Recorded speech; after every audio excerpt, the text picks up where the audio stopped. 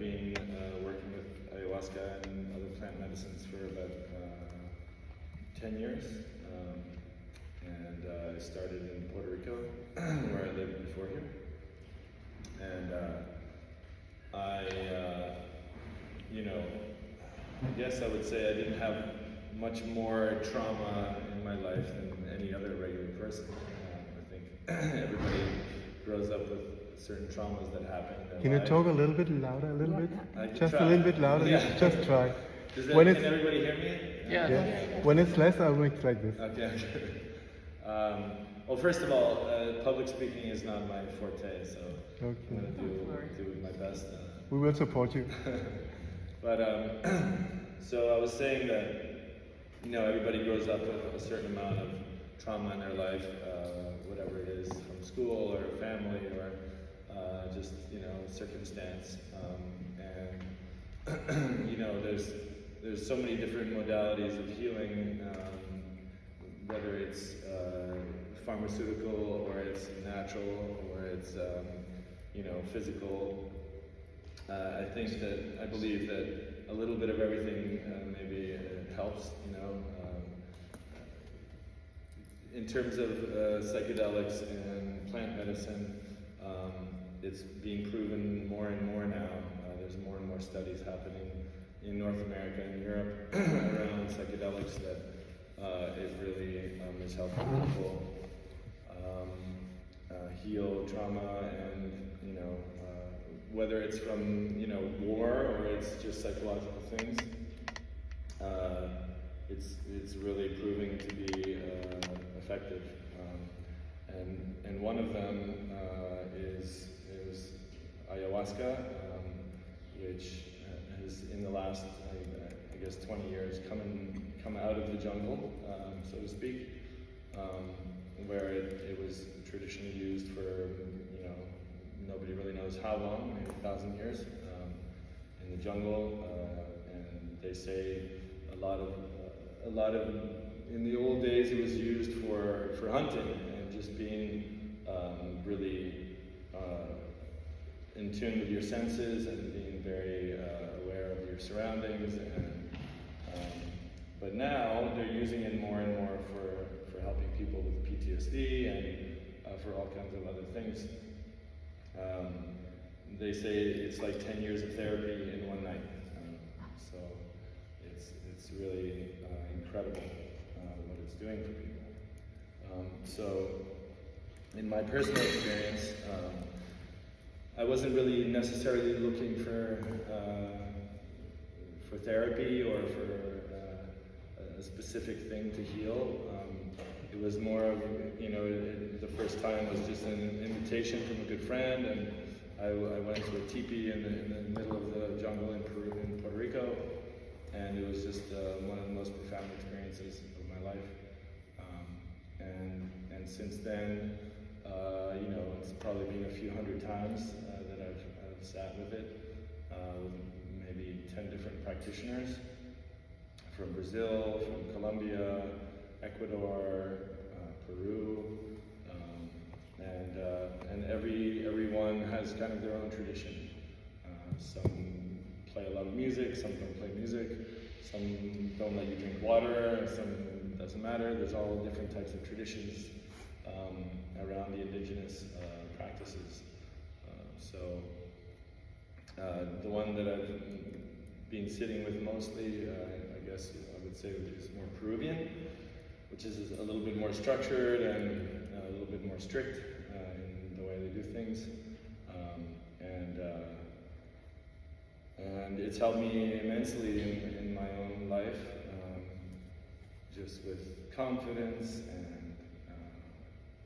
just past traumas from growing up and just becoming a better person in general. And that every time you sit, you work on something else, so when you sit, it's very important, your intention and what you want to do and what you want to accomplish in your life in that moment. Maybe it's to do with your work professionally, or it's to do with your family, or it's to do with something artistic, or anything that you sit with an intention and ceremony is really, the whole ceremony is about that one topic. So you really go deep into every aspect and detail of whatever that intention is.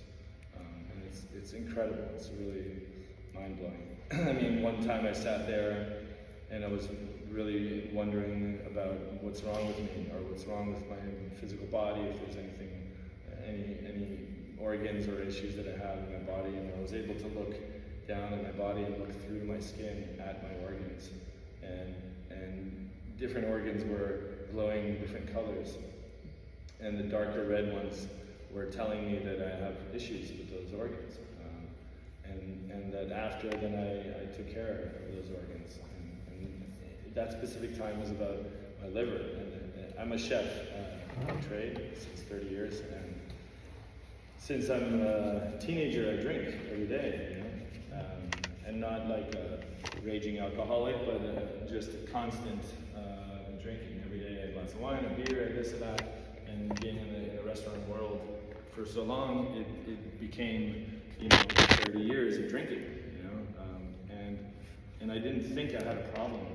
But when I looked at my liver and I saw how it was inflamed and red, I felt this really powerful voice telling me to stop. And I stopped drinking for 2 years from that day. And now I don't really drink. I just drink, you know, once in a while. And so like I know that I could never have done that without the substance, without ayahuasca. So it gives you the will to really enact positive change in your life, whatever it is, you know, whether it's be more physically active, or it's stop abusing something or someone or yourself, and so it's really proven in my own life to be nothing but good. So I'm a big advocate, and now, since I moved here 5 years ago, I bought a farm, and I've developed the farm. I have 150 species of fruit growing at the farm, and a lot of ayahuasca and chacruna and chalipanga, which are these medicines, and I've hosted, you know, hundreds of ayahuasca ceremonies on my farm. And after doing a lot of work with ayahuasca, it becomes about helping others and being there, you know, as a support and as a facilitation center for people who are looking for this kind of help. And it's been really profound to watch people come in who are deeply hurt or traumatized or psychologically distressed, who come in and they spend a day, 2, 3 days doing ceremony, and they walk out a completely different person. So all of these things have proven to me that it's really an unbelievable substance, and that it can help so many people. So I wrote some things, and I'm gonna just read through this so you guys can have like a broad understanding of how it all works and where it's from and how it happens. So I'm just gonna read through. So ayahuasca is a deconcoction of different plants, traditionally made by combining the ayahuasca vine, Banisteriopsis capi, with the leaves of chacruna.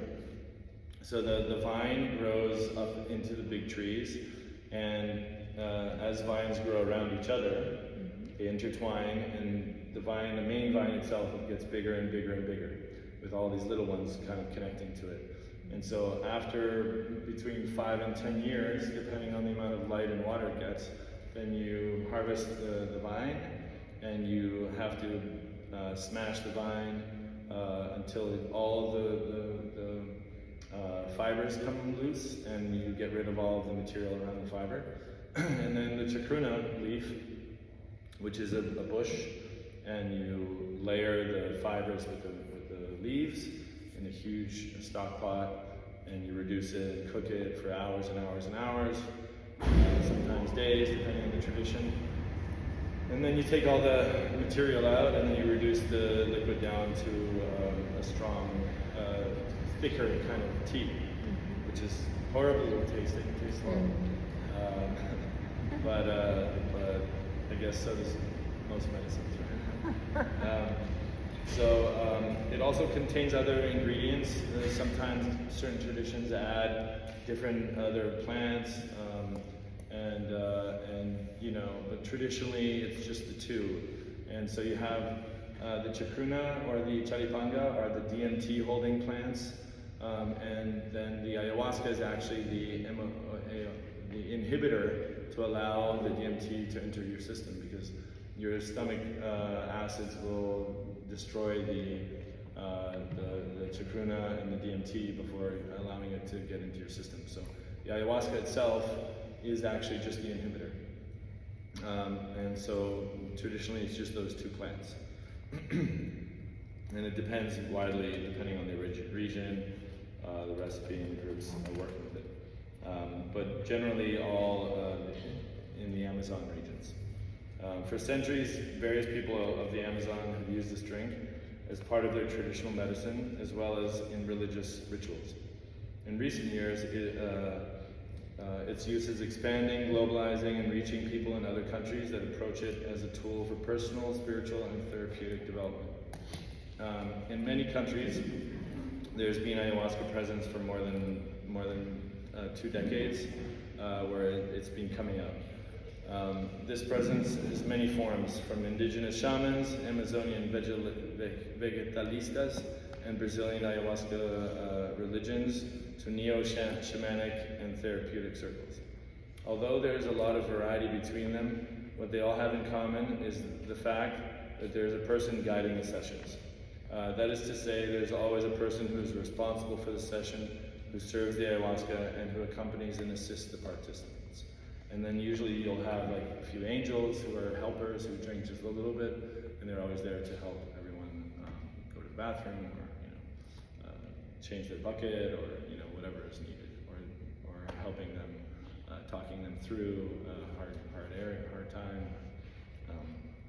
But there's always a facilitator, which is very important, and it's very important to know who they are, because nowadays with it being out of the jungle, there's a lot of these self-proclaimed shamans who think they're and it's not cheap, it's an investment, so people see it as an opportunity as well to make money. So it's very important who you do it with, and ideally they have some strong lineage to Peru or to the indigenous cultures of the Amazon. So levels of experience. On a biological level, ayahuasca, acting on the brain, produces biological effects that manifest as transient modifications, the release of certain hormones, modulation of the immune system, and increase in blood pressure without reaching pathological parameters. Keep in mind that these physiological modifications do not affect everyone in the same way. For example, people with various conditions might be more affected. For this reason, although ayahuasca is physiologically very safe for healthy people, those with pathologies should be extra careful, especially if they take other medications. Psychological level. Effects include frequent emergence of memories and images from the past and other psychological materials, either conscious or unconscious, which are experienced with greater emotional intensity than normal. Many consider ayahuasca as a kind of mirror of one's interior, where one can see the internal conflicts, fears, and difficult emotions, but also the beauty and good parts of one's life.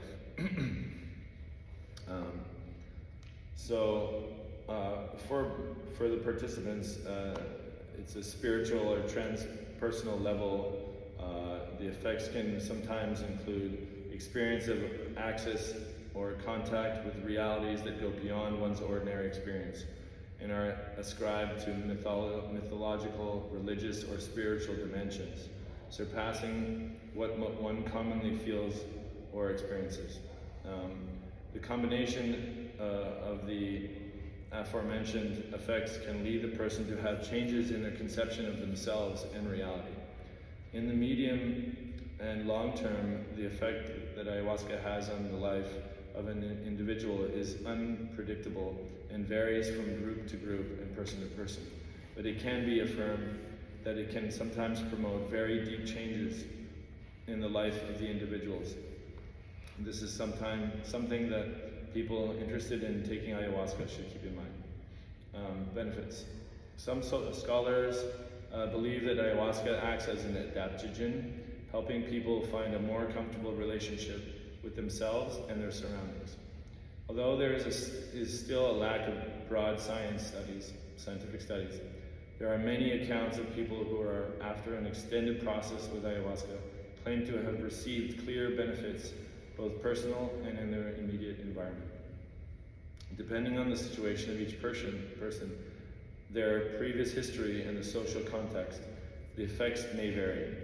But there are reports of therapeutic results for people with a range of problems ranging from depression, burnouts, grief, compulsive use of drugs, guilt, emotional pain, childhood trauma, and acceptance of death, to more common issues such as life purpose, professional problems, relationship problems, etc. The spectrum is broad. However, what seems established is that although ayahuasca can help, in general it is not enough just to take ayahuasca. In order to produce a therapeutic benefit that is sustained over time, a broader therapeutic endeavor is necessary before and after. So they say that ayahuasca ceremony is 10% of the work and the integration is 90%. So it really starts after.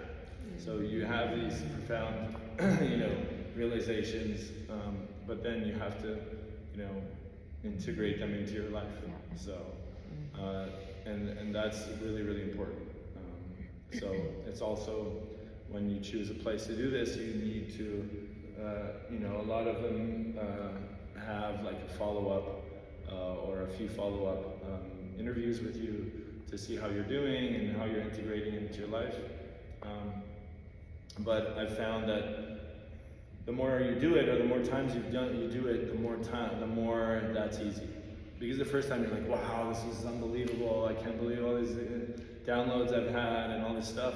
But then you forget about them. You go back into your busy life, or back into the city, or back into your habits, and you kind of forget or lose some of these things.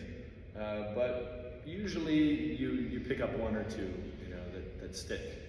And so the more time you choose to do this, the more these things start to stick. So maybe the hardest one, it'll take you a few experiences to then really integrate that one detail into your life, and then it becomes worth it. But again, it's important that all of this process happens. Some of the risks during the sessions, the acute effects of the ayahuasca may involve certain dangers, especially if the person is not being attended for. Can you tell this really clearly so that everybody will understand it? Yes. Really clearly. Yes. It's very important. Yes. So yes, especially if the person is not being attended to well. For example, in higher doses, it can cause dizziness, and in rare cases, fainting. The proper care, these episodes can be prevented or resolved, but without proper attention, they impose added risks, such as falls, bruises, or choking on one's own vomit, etc. The key here is the quality of the attention and the security measures taken by the organizers. There are also some additional situations that occur very infrequently. It is possible that after taking ayahuasca, the effects last longer than the usual 4 to 6 hours. There also have been very rare cases where people have had psychotic breaks, which required medication or even continued treatment. In some of these cases, there was a pre-existing psychiatric condition or a family history of psychological problems, but in other cases, they were people with no known history of these problems. So, in general, the key to reduce the risks related to the use of ayahuasca are a rigorous pre-evaluation by the organizers to assess the possibility of the appearance of the aforementioned pathologies, adequate previous psychological preparation of the participants, a controlled context of the intake, and adequate integration of the experience. Additionally, there are a series of more subtle risks which can appear after the sessions, perhaps long after the sessions, that have to do with dangerous interpretations of the material that has emerged during the session. For example, people may feel that ayahuasca told them to leave their job or their partner, that they have suffered abuse, or that they should be shamans. Sometimes these messages are not literal truths, but expressions of the unconscious dimension of the person. Before deciding what they really mean, it is convenient to act with prudence, not to jump to conclusions and explore the interpretation along with people who have experience assisting with this type of process. Although there are not many specialized professionals in this field, there are some really good resources that offer free support that can serve as a starting point. Like here in Costa Rica, we have a group called LAPS. In Spain, there's a great group called ICEers, and they're all, groups of people who have put together a lot of data around these different medicines, and have a lot of experience, 20 plus years of experience, who are really helpful and can provide help. Ayahuasca is not a panacea or a magic cure. It is not infallible nor a shortcut in the often difficult process of personal growth.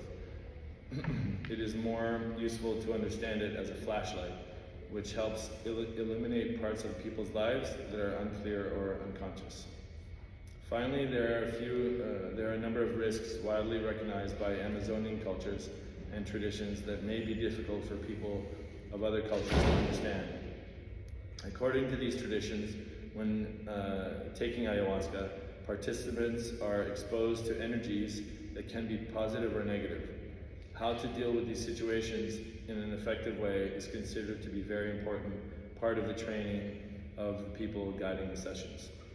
Although these perspectives are infrequent in the global north, those interested in taking ayahuasca should know that they are common and important for people who utilize ayahuasca without their traditional cultural context. Again, this sentence, please.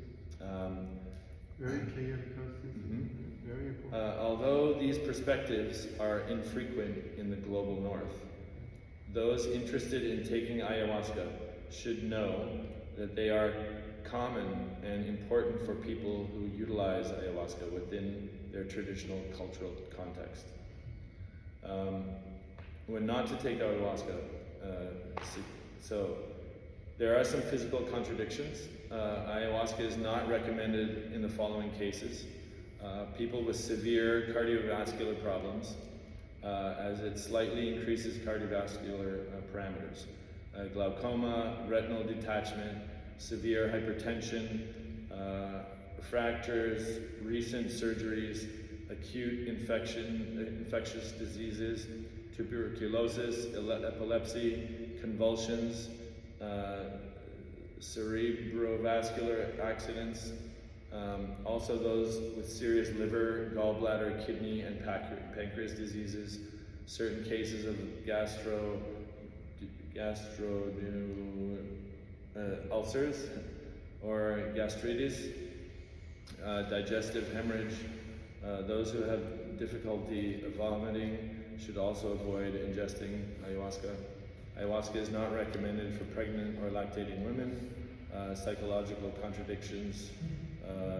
Ayahuasca is not indicated for people suffering from panic attacks, serious psychiatric disorders such as bipolar, schizophrenia, borderline personality, etc. If a person has a history of severe depression, suicide, attempts of self-harm, it is essentially that the work with ayahuasca is accompanied by adequate psychological supervision. Pharmaceutical contradictions. The use of ayahuasca is contradict with drugs or substances inhibiting monoamine oxidase, MAOI, and any drug or medication with an effect on the serotonin system. Ayahuasca is also contradicted with many antidepressants and psychotropic drugs. Incompatible psychotropic substances such as cocaine, amphetamines, MDMA may interact negatively with ayahuasca. So their combination is not recommended, as the effects can result in hypertensive crisis. Likewise, the combination of ayahuasca with bifotein and or 5-MeO-DMT, such as bufo, vilca, or yopo, is also contradicted. Ayahuasca is not and should not be used as a substitute for psychotherapy or medical care.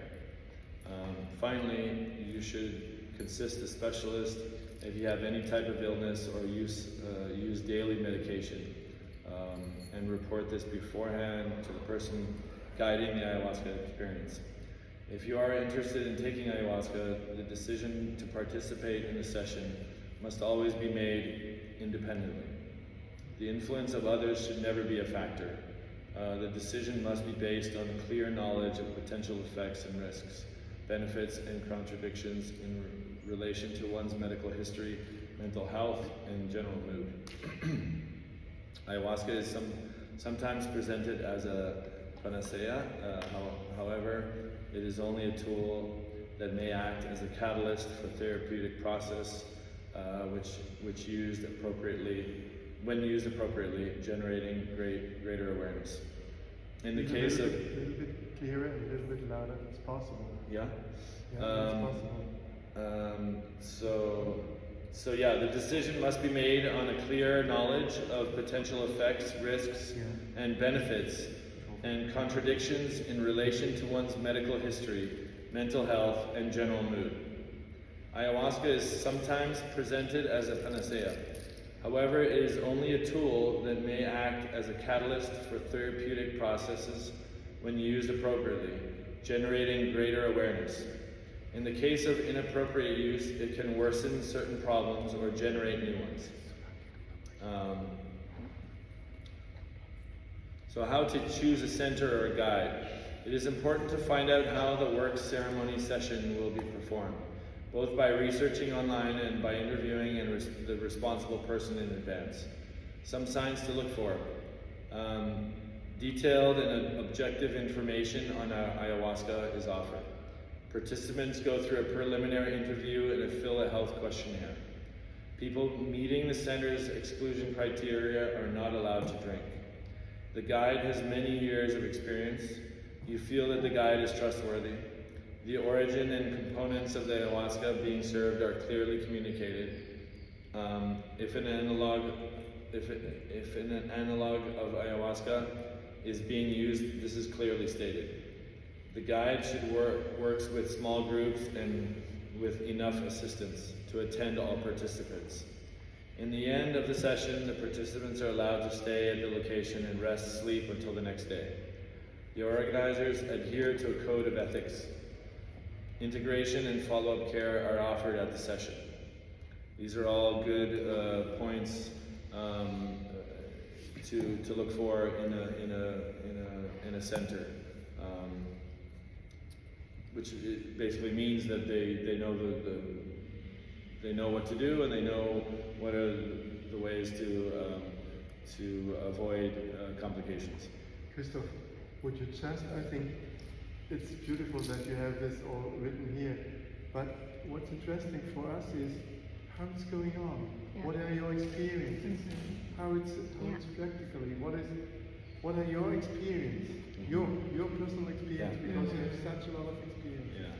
Just tell a little bit like this, and you I mean, and you put the questions and so on. And sure, of course. Maybe we can read that all afterwards. Yeah, and I'm happy to send it to you too. Yeah, You of send it to course. me. Sure. You send it to me, and I will give it to everybody. Okay. I will. Happy. So, no, yes, please. I have also a question. Maybe you can speak about different kinds of psychedelic. Yeah, I mean, there's many, what you know. does it make, and if you Happy. experience. So there, you know, with ayahuasca, it's the DMT. Yeah. So with ayahuasca, it takes 5 hours. It's like a real commitment. You're like there, and you really like have a whole night of experience. Where there's other ways of ingesting DMT, which people do, which are different barks. There's like something called changa, which is like a Brazilian tree bark that you smoke, and it's immediate, and it lasts like 15 minutes. There's also a stronger DMT, which is the 5-MeO DMT, which comes from the bufo toad, which is a large green tree frog from the Amazon. It secretes a poison, and they take the poison and dry it, and you smoke that, and they call it the God molecule, which is something you only produce in the moment you're born and the moment you die. And you basically smoke this, and as soon as you exhale, you die. You fall back, and you feel like you're dying, and then you're gone for 15 minutes. And then you come out not really knowing what happened, you know, and basically it's you just drop off, all your consciousness is off, and you're just floating in darkness for 15 minutes, and then you come back, you know, extremely powerful, but yeah, that's the bufo, and then there's yopo, which is another one, which is also a bark, and then which is also the 5-MeO DMT, and then there's, you know, many different substances. There is mescaline, which comes from cactuses, which come from peyote and San Pedro, which are two different types of cactus that are, you know, they call ayahuasca the grandmother energy, and they call San Pedro the grandfather energy. It's more of a heart opener, and grandfather is what? Peyote. The grandfather is San Pedro, which is a long straight cactus, which you dry. It's extremely bitter. You dry it, and they powder it, and then you take it either in little pills, or you mix it with water.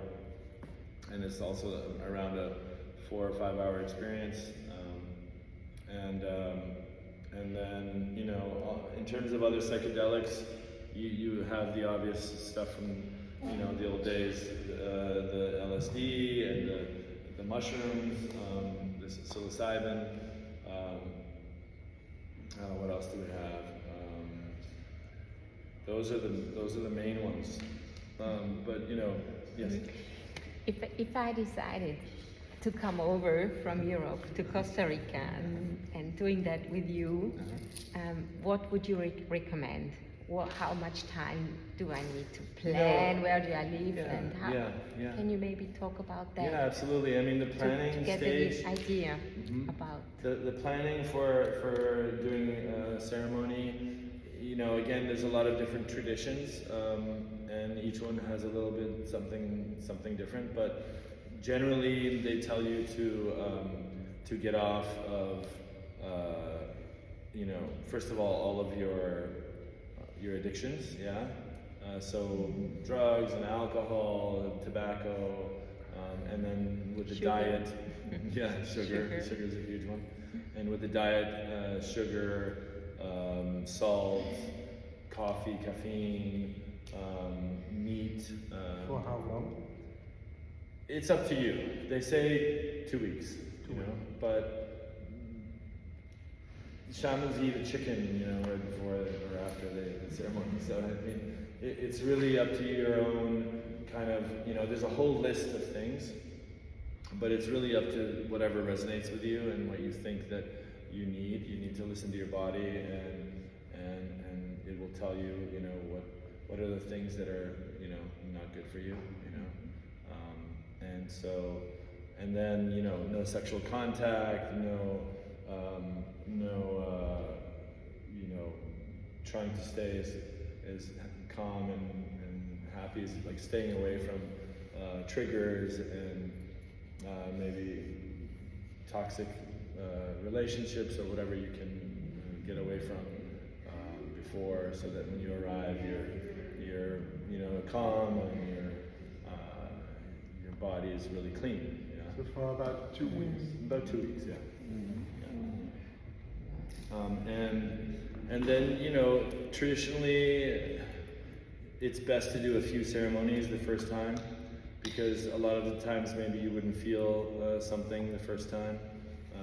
And so it's good to, we always suggest doing 2 or 3 back to back, you know, in 3 days.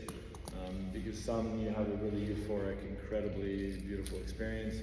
Other time it can be difficult, and then another time can be you don't feel anything. So it's good to plan on doing you know, a series, at least 2 days or 3. And there's also some great retreat centers. There's many. There's like 60 in Costa Rica. 60 or 60? 60. 60. Yeah, there's a lot of ceremonies. How do you know which one would be? Well, yeah, you know, I mean, and again, I think it's through your own intuition and whatever when you start looking, you connect with, you know, a certain place or a certain person that you reach out to, or you know, you look on their site and it just resonates with you, or you know, it's just again listening to your own kind of internal. Yeah. What? If I can add, there is a few. A bit louder, please. If I can add, there is a few facilitating of Ayhauasca in Costa Rica. There is a doctor that is always in the facility. Yes. It's like Sultana. Sultana is And great. Sultana have 3 Would you different. come here? So Then we will have a for great- Ayhauasca, there is a few facilitating in Costa Rica. That there is a doctor that is involved in all the process. There is Sultana, that is one of the most known in Costa Rica. That right now they have a center in Peru, they have a center in Mexico, and they have 3 centers in Costa Rica. And that has always been helping to, as well, if a person cannot go out of his addictions 2 weeks before and he needs the mental help to help his body state.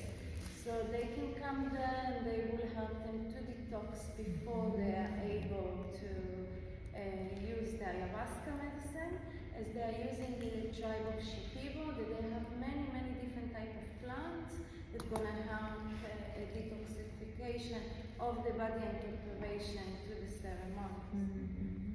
Thank you. Thank you. No, I was going to mention Sultana is When fantastic. we are talking about the different centers, probably we can talk a little bit about crisis. Oh yeah. Yes, well, exactly. Because this is very important. That's a good point. Yeah, Sultana is fantastic. They're really, they're the ones I always suggest, because they're really professional. They're working with the municipality. They're doing everything legal. They always have a doctor on site. They have an amazing integration help. Psychiatrist, yeah. And so, you know, and there's others as well, but I personally think they're one of the best. Sultana, S-O-L-T-R-A, Sultana. And I think they charged between $3,000 and $4,000. Between 5 to 7. Well, This is Yeah, right. for senior. That's like what you For s- if it's you have- between 3 and 7. Because It's it's between like, 3 and 7. I can have one that was, because 2 of my friends are going, and it was In the 3,500. new for one 1 week is or what? for? No, Above Naran. 3 to 7 for how long? it depends. They have a few days to a week. So there's It 3, means 4, 3 5, to 6, 7 7 for, days. it means 3 to 7 for 1 week. 3 to 7,000 Yeah, dollars. it's not- Ah, so you Yeah, you sleep have to know- there. You stay there, stay includes there. food, stay. Uh-huh. Get 3 ceremonies. Staying there, you can, They first check all your measurements as well. Ah. If your measurements are not correct, you will not be able to drink. Yeah. So can it happen that I think for a week, I get there and I'm actually not suitable to Yes. start It can happen. treatment? And That's you why it's guys important say to- Yes. Uh-huh. It's not advisable. Uh-huh. Yeah. Yes. And the people will give you just a different type of a plant to help you with the problems that you have. And maybe towards the end of the week, you will be able to do 1 ceremony of ayahuasca if the doctors and the shamans think that you will be fine with it. Yeah. Because it cannot be a medicine just for healthy people. Yeah. Right? The medicine is actually for the most sick and the most addictive personalities. They must be secure. A big indication to do? Yeah. Of course. It's one of the big it's one of the best treatments for addiction. For addiction. But it can be horrible with a combination, chemical combination of cocaine or heroin or amphetamines. It can cause the brain damage. So that needs to be very clear, and most addicts are lying about their addiction. That's true. Yeah. So they could get there and they hadn't actually Yes. stopped. So there's also another one which I didn't mention called Iboga, which is an Iboga. African medicine that is extremely powerful and is kind of a last resort retreat or last resort therapy. And it's always it's used a lot for heroin addiction. Just 2 sentences to this addiction and the therapy. I always think that Iboga is a really good option, additional to ayahuasca, or even better for the addiction. Yes. But Iboga is Iboga. Iboga. Iboga. Iboga is coming from Africa, but there's Iboga more. is not so easy. Yeah. It's not safe. It's not safe. Iboga is There's not a lot safe. more. There's a lot more. You can do it, but when you do it, you have to do it in a center, which is possible in Europe, in Portugal, for example. And there has to be a doctor. Yeah. There has to be not only the doctor, has to be the emergency Yes. options Yes. for a ventricular exocystomy. There has to be a defibrillator, and all these things have to be there. People because in have very heart sudden attacks. cases, there is a ventricular exocystomy which has to be treated. Yeah.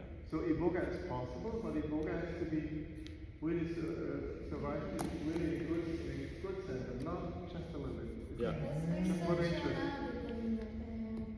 now that the magic mushroom, the psilocybin, is the most safe to all type of conditions. So the psilocybin in high doses also can bring to a very high spiritual journey, and that is safe in all time.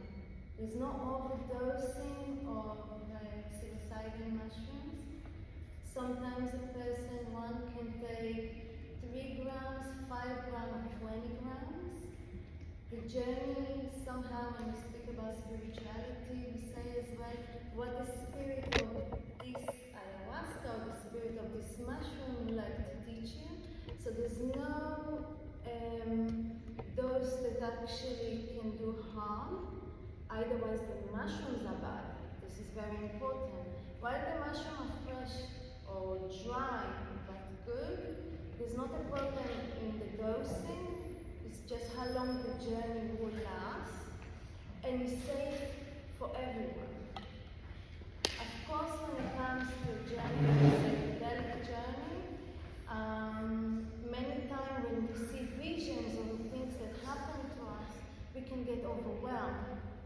So of course, people with a heart problem or high blood pressure should be looked at. And that is talking on high doses, not on micro doses. But we will reach there after a little bit about the mushroom. But as a safe psychedelic of healing the soul to heal the body, for now it's been studied that mushrooms are the safest to take. And for addictions as well. Your questions are very important. What questions do you have? Question. Yes. So, what is the training? I think the shamans, it is like, the shaman has like more traditional training, but there's so many centers, so what is happening now to make it safe to treat, so that we treat people in safety? So is there any formal treatment?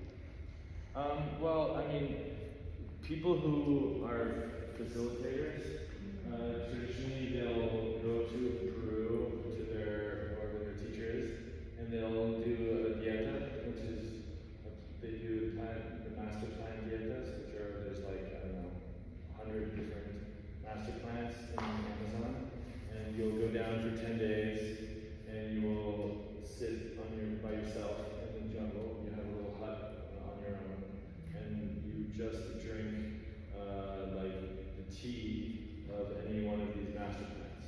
So, you know, the whole list, but one of the ones that they start with is called Insana, and they make a bark, a tea with a bark, and you drink that all day only. And then every other day you do Ayhauasca ceremony. And very light food, so mashed bananas and some quinoa or something. And so they go down and they do these plant dietas once or twice a year, and over time they become more and more powerful. And so that's really the formal training that they get, as well as participating in many ceremonies. Because the more of them you do, the more experience you have, and the more you learn, and the more you're able to guide and kind of control the energy that's flowing in the room with many people. Because if you're in a group of 20 people and everybody's freaking out, then the energies play on each other and everybody starts freaking out together. So it's really important for the facilitator to know how to, with their equibros, with this music, with their own energy, to keep it all in control. So there was a reel that went viral on Instagram, and it was a group of people, and they were just all, you had people throwing up everywhere, and then you had people who were just beating each other. And I'm thinking, what a laugh, how does that work? No, I mean, we've had to try tying somebody up to a tree before. We've had to, physically hold someone because they were like trying to keep the swinging, and then people have deep aggressions and stuff that are in them from their traumas comes out sometimes. So yeah, it's definitely can get crazy. Yeah. I have two questions. So, determining what to take, molecule or tetrahedral or ayahuasca, would it depend on what questions you have? And then, do you have a retreat center that we could go to? Yeah. Well, with the type of medicine, I think it's an intuitive thing, and maybe just doing your own research on that, and like whichever the one you feel connected to is the one. Or you meet someone who, or you're like, I want to do one of these things, and then all of a sudden the universe provides you with something that you need to, just happens to do that. And so those are usually good signs, and just being open to that, and yes, you have to achieve something. Yeah, of course. The farmer's name is Ayhauasca, Ayhauasca.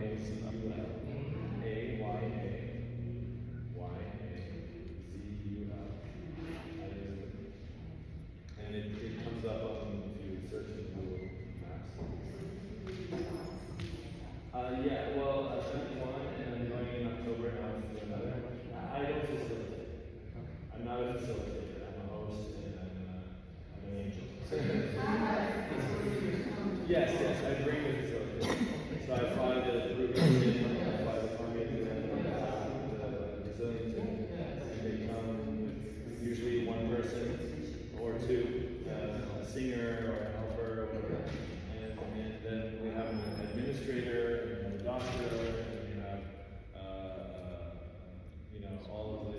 the support needed around it. So let's say I wanted to have some info. I would see when that facilitator is coming to the farm. Well, so with ayahuasca, it's more, it's a little bit more structured, I'd say. Whereas with San Pedro and with mushrooms and the ones that are a little safer and lighter are easier to facilitate with, you know, with just a good environment and people who have experience. It doesn't necessarily need to be like an indigenous facilitator for something.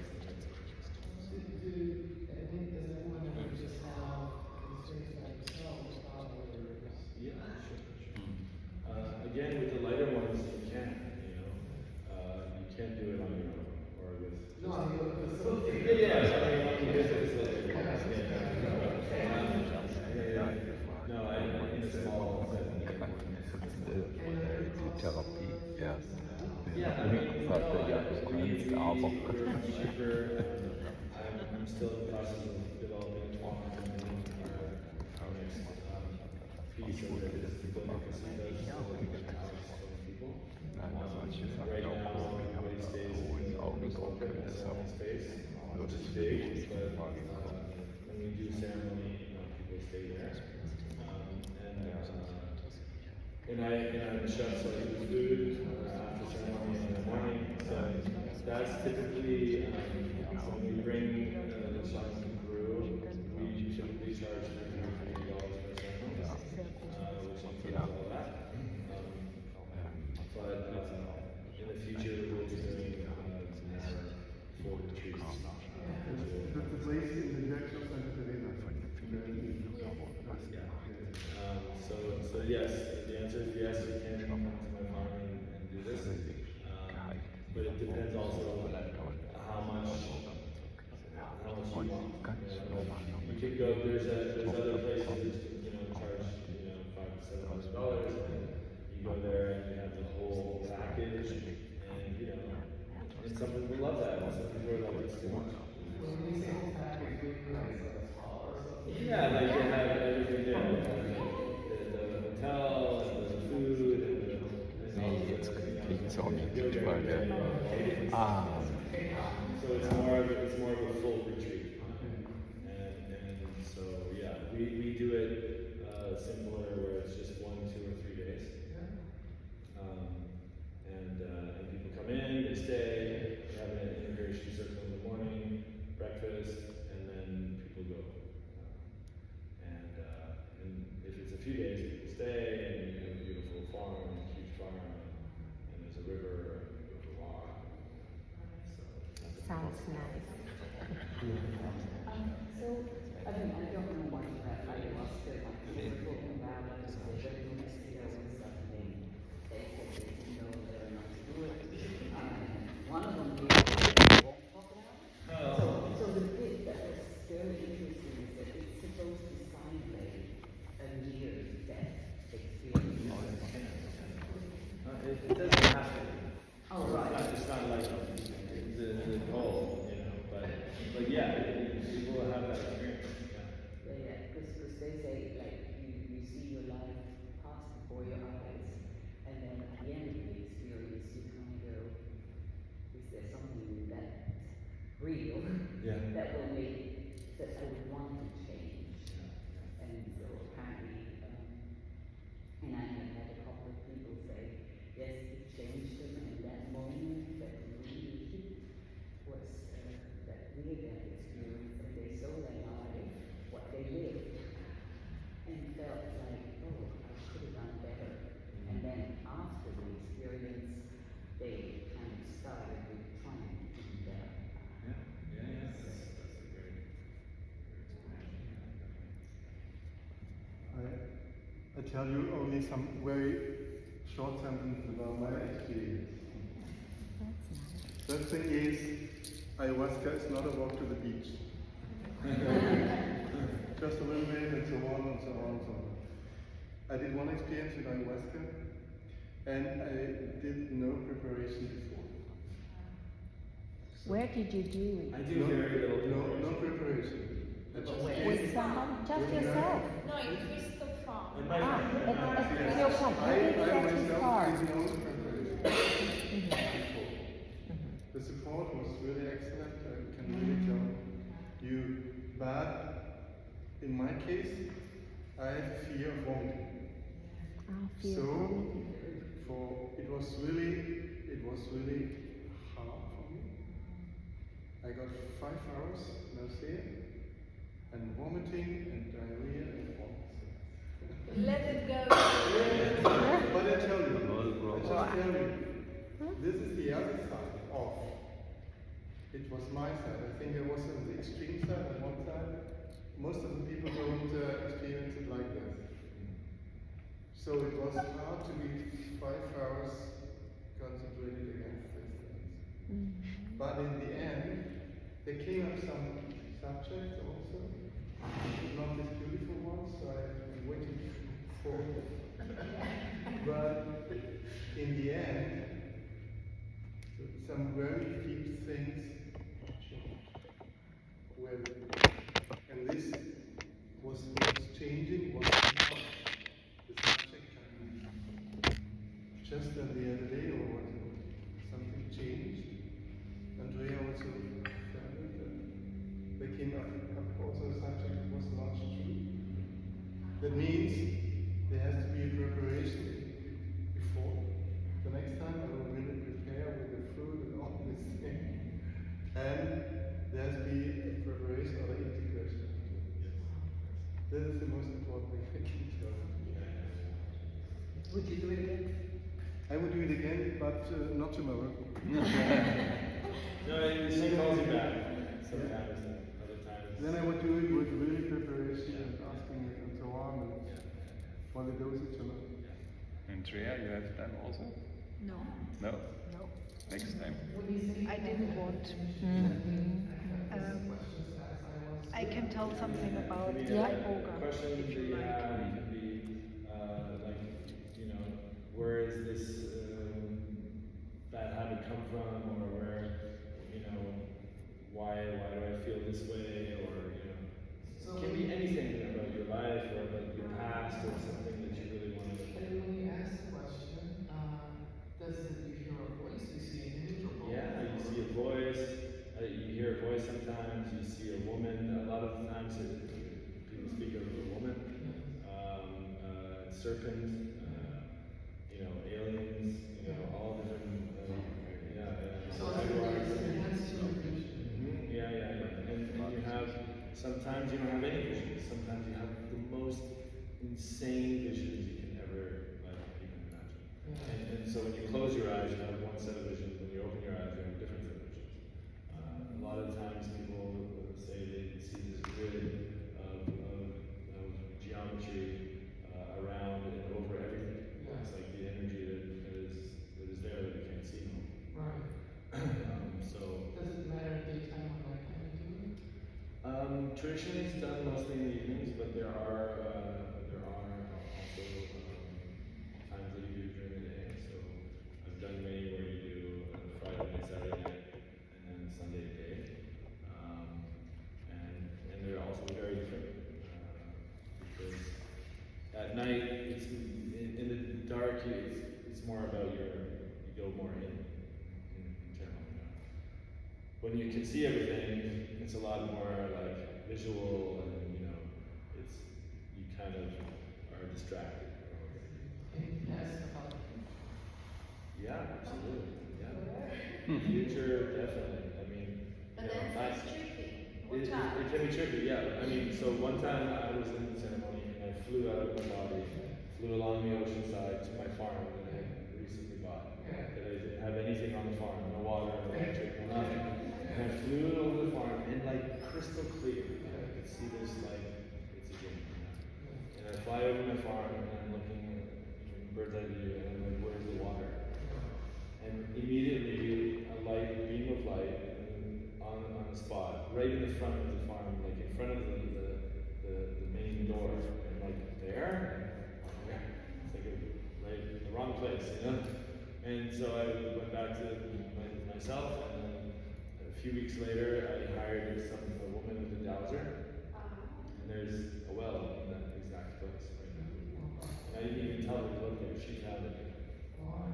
So like, that was for me such a huge